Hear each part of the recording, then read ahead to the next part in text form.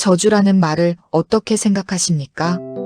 국어사전에는 남에게 재앙이나 불행이 일어나도록 빌고 바라는 마음, 또는 그렇게 하여서 일어난 재앙이나 불행이라 나옵니다. 성경에서는 저주라는 말이 여러 번 나오는데 여러분은 어떻게 이해하고 있습니까? 히브리 원어로는 아라르라는 말인데 저주하다와 심한 저주는 아니다 라는 뜻으로 심한 저주라는 단어 앞에 X를 사용했습니다. 복이라는 바라크의 뜻에도 저주라는 뜻이 있는데 심하지 않은 저주라는 뜻으로 역시 X를 사용했습니다. 구약 성경에 52번 중 창세기에만 8번 나오는데 뱀에게 내렸던 저주, 아담에게 내렸던 저주, 땅에게 내렸던 저주, 가인과 가나안에게 내렸던 저주, 아브라함을 저주하는 자의 저주 모두 아라르라는 단어로 같은 뜻입니다. 그렇잖아요. 하나님의 은혜와 은총을 입은 자들이 자기들이 잘해서 받은 것입니까?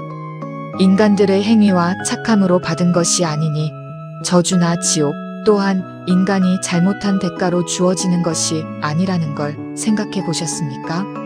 천국은 잘함의 대가로 주어지는 것이 아니라 하나님의 일방적인 은혜로 주어지는 것이라면 반대로 잘못함의 대가로 지옥이나 저주가 주어지는 것도 아니라는 것입니다.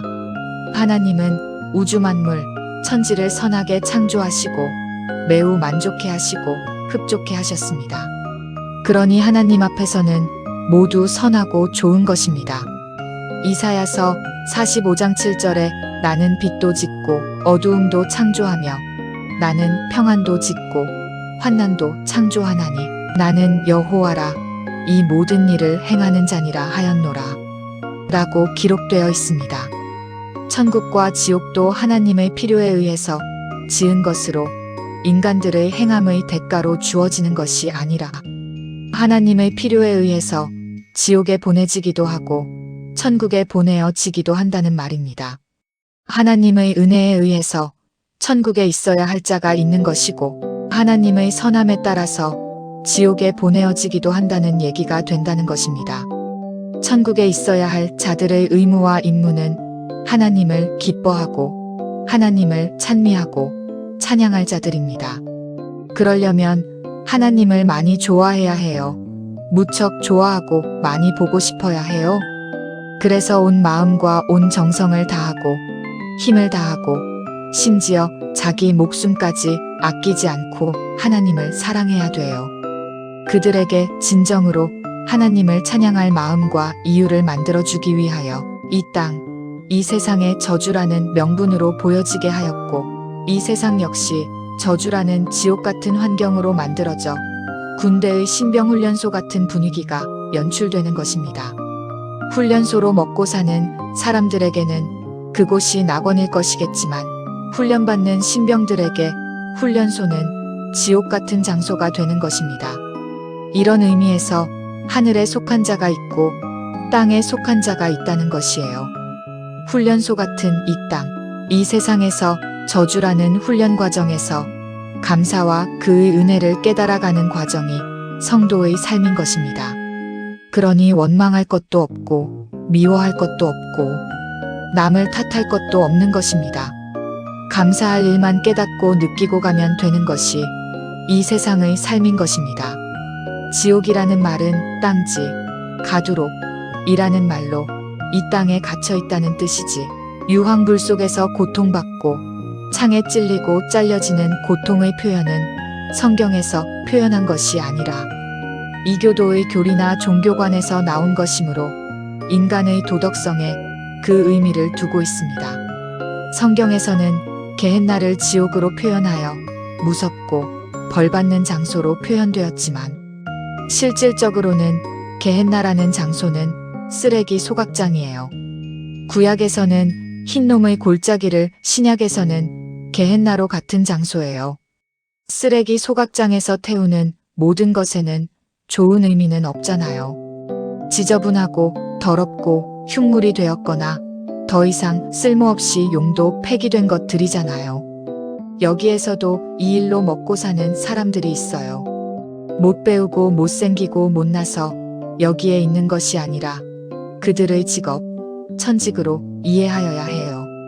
창세기 3장에서 하나님이 뱀에게 저주하시는 장면이 나오는데 그 저주가 배로 기어다니고 흙을 먹으라고 했잖아요. 뱀이 기어다니는 것은 맞는 것 같은데 흙을 먹지는 않잖아요.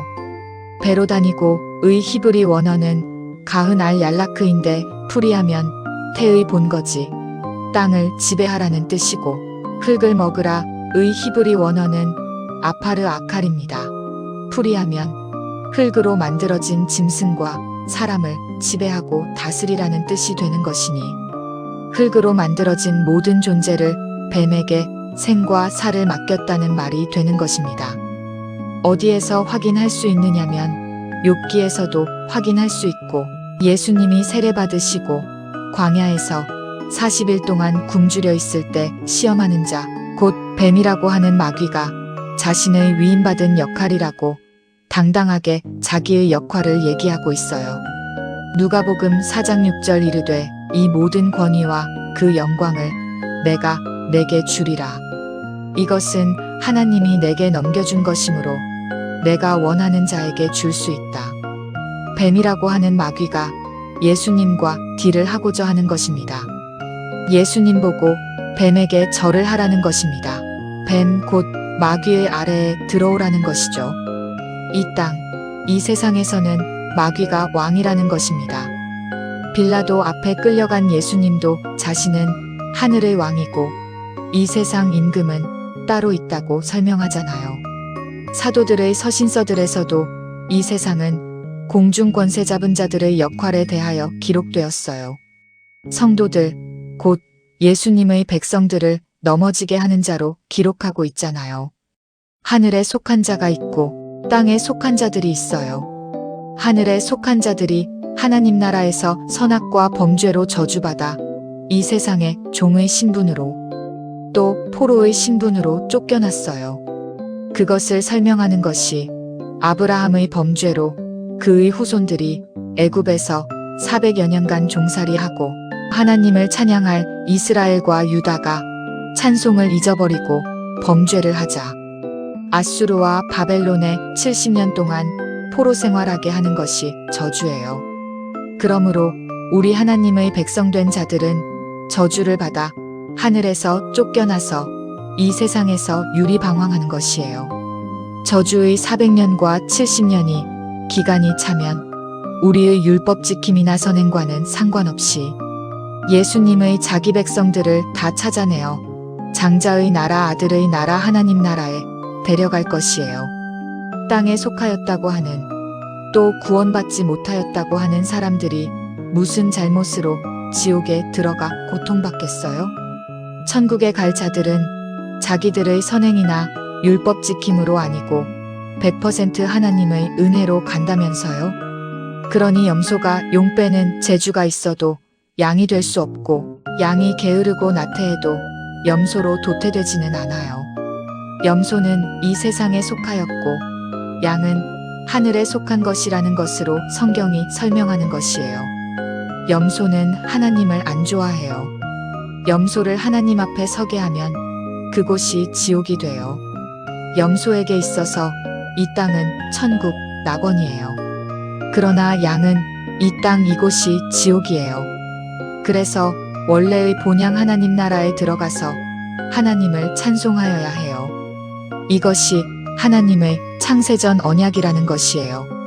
저주라는 이 세상의 훈련소 같은 분위기 속에서 하나님의 은혜의 영광을 감사하며 찬미하게 하려는 하나님의 의도, 하나님의 뜻이라는 것입니다. 에베소서 1장 4절 곧 창세전에 그리스도 안에서 우리를 택하사 우리로 사랑 안에서 그 앞에 거룩하고 흠이 없게 하시려고 그 기쁘신 뜻대로 우리를 예정하사 예수 그리스도로 말미암아 자기의 아들들이 되게 하셨으니 이는 그의 사랑하시는 자 안에서 우리에게 거저 주시는 바 그의 은혜의 영광을 찬미하게 하려는 것이라.